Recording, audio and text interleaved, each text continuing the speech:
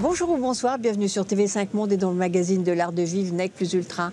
Aujourd'hui, je vous propose une balade tous azimuts au cœur de beaux savoir-faire et à la découverte de quelques jolies nouveautés sommaires.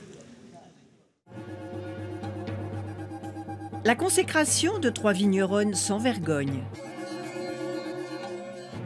Une exposition sans frontières entre art et artisanat. Une collection à l'élégance hyper émotive. Un couple qui a la terre à portée de main.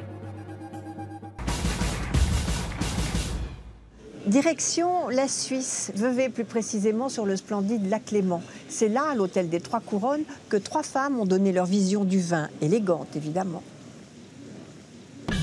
C'est un sacre totalement à part qui a eu lieu à 3/4 d'heure de l'aéroport international de Genève, dans l'hôtel des Trois Couronnes à Vevey. Les vigneronnes que l'on couronne ce soir sont Carole Bouquet, Sophie Laronze et Véronique Sanders. Et oui, en 2013, les reines de la soirée sont aussi des chefs d'entreprise chevronnés et dont l'excellence de la production viticole est reconnue et admirée. Un repas a été imaginé autour de ces 3 vins, l'un de Bourgogne, l'autre de Bordeaux et enfin le vin italien de notre James Bond girl. 3 drôles de dames qui font tourner la tête au monde du vin et dans le rôle de Charlie. On a pensé 3 couronnes, 3 femmes, mais qu'une seule passion un petit peu. Une fois qu'on a eu le feu vert de toutes ces dames, on a composé le menu, puis on a dégusté les vins. Après, on a choisi les plats qui pouvaient le mieux s'accorder avec les vins. Et puis de là est lancée l'idée, les femmes vigneronnes aux 3 couronnes. Une à une, elles présentent leur vin et c'est Sophie Laronze qui commence.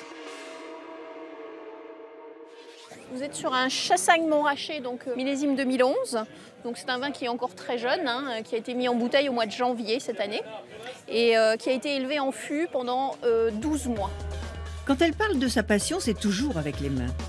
Un Chassagne-Montrachet, typiquement, vous pouvez le déguster sur un poisson, les crustacés bien sûr. C'est un vin qui a aussi de la matière. On est quand même sur des beaux terroirs pour le chardonnay. Et donc c'est un vin qui supportera également une viande blanche par exemple. Attention, ce vin n'est pas pour autant destiné aux oies blanches. Moi j'aime un vin élégant et digeste.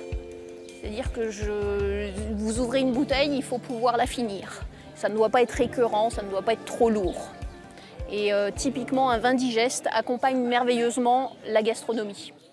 Finissons sur cette note de bon sens et passons au deuxième plat de cette soirée, le canard rôti accompagné par le vin du domaine Aubailly, dont Véronique Sanders est la directrice générale. On aura amené notre Laparde de Aubailly, qui est notre deuxième étiquette, 2005, notre Aubailly, Château Aubailly 2008, qui est un des plus beaux millésimes qu'on ait jamais fait, et le 2012, qui est un bébé, qui est un échantillon primeur, mais qui fait l'actualité du moment, puisque c'est le millésime qu'on met en vente actuellement. Aubailly est connu pour des caractéristiques de féminité, d'élégance, de charme. Et Aubailly a toujours des tanins extrêmement soyeux. On m'a même parlé aujourd'hui d'un côté très crémeux, très doux. Donc c'est à la fois de la puissance, mais à la fois une certaine pureté et toujours une grande élégance. Le domaine Aubailly est un premier cru classé en Bordelais. Il comprend 30 hectares et produit 170 000 bouteilles par an. C'est elles qui nous ont proposé les vins. Et après, on a composé parce qu'on voulait choisir peut-être un peu les millésimes. En Bourgogne, c'est assez facile. Que le vin de l'année, c'est ce qui se vend aujourd'hui. Après, à Château Aubailly, on a voulu montrer une image d'un Château Aubailly de ce qu'on fait aujourd'hui. Et aussi, pour remonter à travers les âges, on a sélectionné 1989. Ça, c'était le vin un peu historique de la soirée. Une soirée composée donc à plusieurs mains et qui résonne joyeusement dans cette salle à l'atmosphère très belle époque. Et pour le dessert, un vin dont vous saurez apprécier le bouquet. C'est la terre qui m'a amenée au vin. Je n'ai pas décidé de faire du vin. Je suis tombée amoureuse d'une terre, fascinée par un bout de terre. Et sur cette terre, il y a des oliviers, des capriers et des vignes. J'ai fini par construire mon chai, ce qui n'était pas prévu du tout, mais parce que je suis allée à un moment donné vinifié chez quelqu'un et puis on m'a donné, il fallait que je sois heureuse avec ce qu'on me donnait. J'ai dit bah non, j'aime pas ce qu'on me donne. Et là, alors là, on m'a dit mêle-toi de ce qui te regarde, enfin tu sais pas, tu sais.